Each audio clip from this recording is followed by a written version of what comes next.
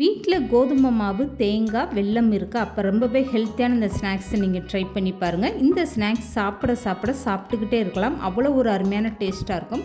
இந்த ஸ்நாக்ஸை நீங்கள் 2 நாள் வரைக்கும் வெளியில் வச்சுருந்து சாப்பிட்லாங்க. நல்லா சாஃப்டாக ரொம்பவே சூப்பராக இருக்கும். ஹலோ ஃப்ரெண்ட்ஸ், வெல்கம் டு சமே டிலைட்.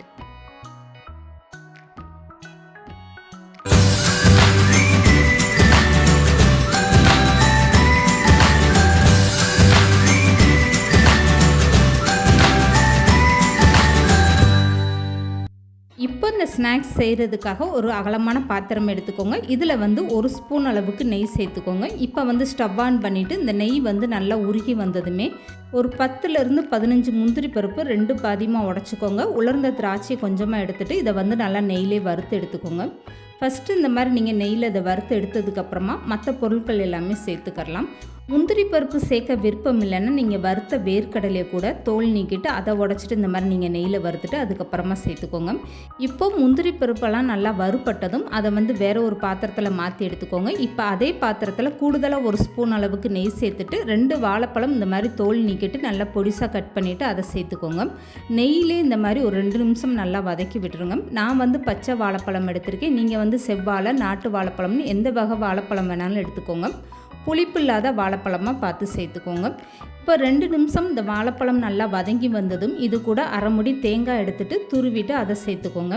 இப்போ இந்த வாழைப்பழம் தேங்காயெலாம் சேர்ந்து இந்த மாதிரி நல்லா மசிஞ்சு வரணும். வாழைப்பழத்தை இந்த மாதிரி கரண்டிலே வச்சு நல்லா மசிச்சு விட்டுருங்க. இதுக்கப்புறமா ஸ்டவ்வை மீடியமாக வச்சுட்டு 2 ஸ்பூன் அளவுக்கு வெள்ளை எள்ளு இல்லைன்னா கருப்பு எள்ளு சேர்த்துக்கோங்க.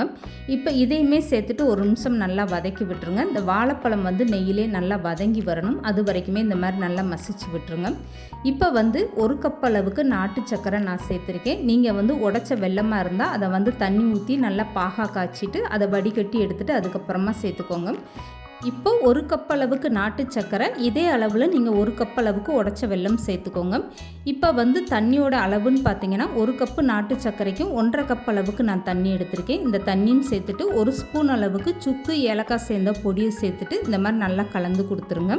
இப்போ இந்த சர்க்கரை எல்லாமே சேர்ந்து நல்லா ஒரு கொதி வர ஆரம்பிக்கட்டும். அதுக்கப்புறமா மாவை சேர்த்துக்கலாம்.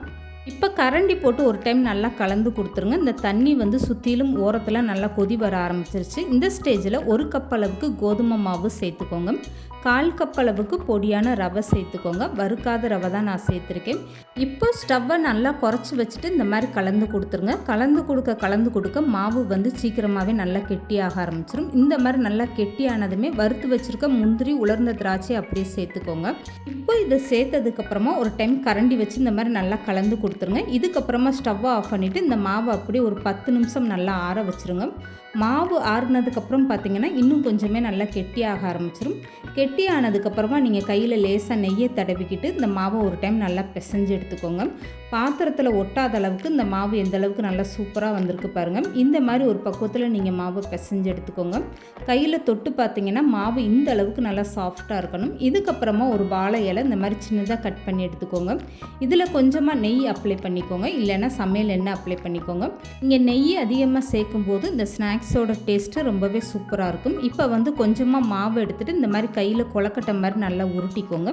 இதுக்கப்புறமா இந்த வாழை இலையோட நடுப்பகுதியில் வச்சுட்டு இந்த மாதிரி நல்லா நீளமாக மாவு இப்படி பரப்பி விட்டுருங்க. இப்போ கை வச்சு இந்த மாதிரி லேசாக நீங்கள் இப்படி தேய்ச்சி விட்டுருங்க. இதுக்கப்புறமா நீங்கள் வாழை இலையை இந்த மாதிரி வச்சு மடித்து விட்டுருங்க.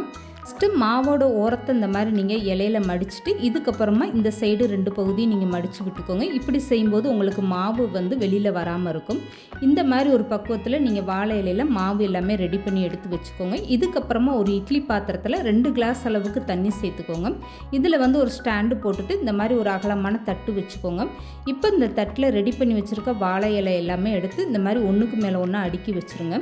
இப்போ இட்லி பாத்திரம் மூடி போட்டுட்டு நீங்கள் கரெக்டாக ஒரு 15 நிமிஷம் வேக வச்சு எடுத்திங்கன்னா போதுங்க. நல்லா கம்மன்னு வாசனையோட ரொம்பவே சூப்பராக இருக்கும் இந்த ஸ்நாக்ஸ் சாப்பிட. இப்போ 15 நிமிஷத்துக்கு அப்புறம் ஸ்டவ் ஆஃப் பண்ணிவிட்டு நீங்கள் மூடி ஓப்பன் பண்ணி பாருங்கள். இந்த வாழை இலை கலர்லாம் மாறிட்டு ரொம்பவே சூப்பராக இந்த ஸ்நாக்ஸ் ரெடி ஆகிடுச்சு பாருங்கள். இப்போ இந்த ஸ்நாக்ஸை நான் வாழை இலையை ஓப்பன் பண்ணி ஒன்று எடுத்து காட்டுறேன் பாருங்கள். தொட்டு பார்க்கும்போதே எந்த அளவுக்கு நல்லா சாஃப்டாக ரொம்பவே சூப்பராக வெந்து வந்துருச்சு பாருங்கள். இந்த மாவை நீங்கள் ஒரு வெள்ளை துணியில் மடித்து கூட வேக வைக்கலாம். ஆனால் இந்த மாதிரி வாழை இலையை பயன்படுத்தி நீங்கள் வேக வைக்கும்போது அந்த வாழை இலையோட டேஸ்ட்டெல்லாம் இந்த மாவில் இறங்கி சாப்பிடும்போது இந்த ஸ்நாக்ஸ் ரொம்பவே அருமையான டேஸ்ட்டாக இருக்கும். 1 கப்பு கோதுமை மாவு, 2 வாழைப்பழம், தேங்காய் இருந்தால் போதுங்க. இந்த மாதிரி ஒரு சூப்பரான ஹெல்த்தியான ஸ்நாக்ஸை நீங்கள் ட்ரை பண்ணி பாருங்கள். இது சாப்பிட்றதுக்கு அவ்வளோ ஒரு அருமையான டேஸ்ட்டாக இருக்கும். இந்த வீடியோ பிடிச்சிருந்தால் லைக் பண்ணுங்கள், ஷேர் பண்ணுங்கள். மறக்காமல் சமையல் டிலீட் சேனலை சப்ஸ்கிரைப் பண்ணுங்கள்.